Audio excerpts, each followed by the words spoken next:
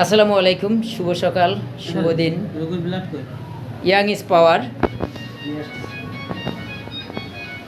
আসলে এই তারুণ্যই পারে সমাজকে বদলে দিতে, তারুণ্যই পারে সমাজকে নতুন কিছু উপহার দিতে।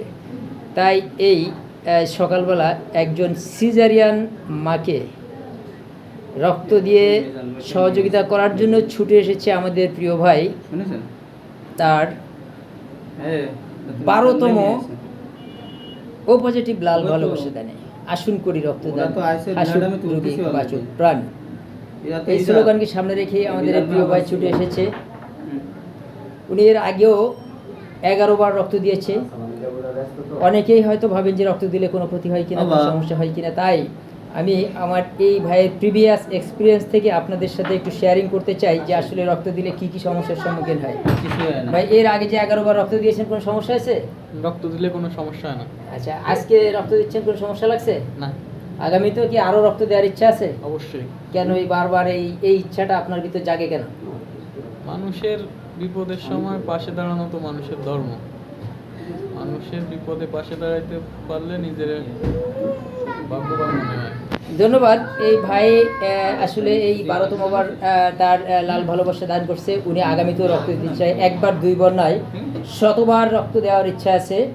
তো সকল যুব সমাজের প্রতি আমি উদাত্ত আহ্বান জানাই, আপনারা যারা এখনও রক্তদানে এগিয়ে আসেননি, আপনারা ভাইয়ের মতো করে রক্তদানের স্বেচ্ছায় এগিয়ে আসুন। একজন মানবিক মানুষ হিসেবে নিজেকে আত্মমানবতার সেবায় নিয়োগ করুন।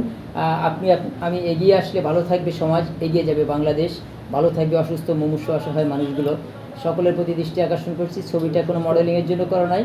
অনেকেই হয়তো মনে করেন যে ব্লাড দিলে কোনো ক্ষতি হয় কিনা, তো সেই কারণেই আমার এই ভিডিওটা করা। আমাদের দেশে প্রতি বছর লক্ষ লক্ষ ব্যাগ রক্তের প্রয়োজন হয়। অনেক সময় রক্তের অভাবেও অনেক রোগী মরে যায়। তো সকলেই আমরা এগিয়ে আসি। আমি এগিয়ে আসলে হয়তো রক্তের অভাবে ঝরে যাবে না আর কোনো প্রাণ। আর এই রক্ত কোনো ফ্যাক্টরিতে তৈরি করা বস্তু নয়, এটা আপনার আমার শরীরেই আছে। এটা আল্লাহর দেয়ার এক বিশেষ নিয়ামত। সকলের সুস্থতা দীর্ঘায়ু কামনা করছি। সকলে ভালো থাকবেন।